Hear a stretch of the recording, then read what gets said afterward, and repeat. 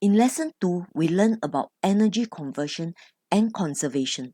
Let's try to apply the concepts we have learned to explain how the vibrating spring works.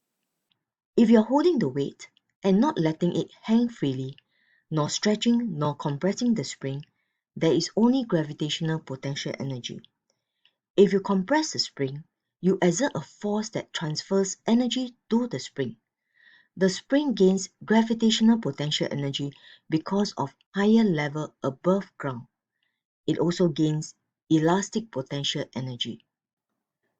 If you stretch the spring, the gravitational potential energy is reduced because of a lower position.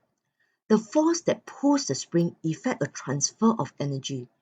The spring gains in elastic potential energy that is stored in the stretched spring. When you release the spring, the stored elastic potential energy is converted to kinetic energy, causing the spring to oscillate. During the oscillation, there is energy transfers and conversion.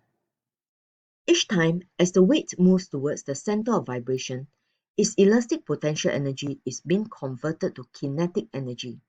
The gravitational potential energy represented by GPE is also converted to kinetic energy. At the center of vibration, kinetic energy is at its maximum.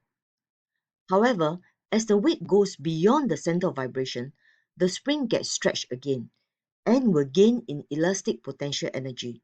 The elastic potential energy is converted from the gravitational potential energy as well as from the kinetic energy. At the lowest level, all kinetic energy has been converted to elastic potential energy. When the spring pulls the weight upwards, its stored elastic potential energy is converted to kinetic energy and also converted to gravitational potential energy as the weight moves higher from the ground.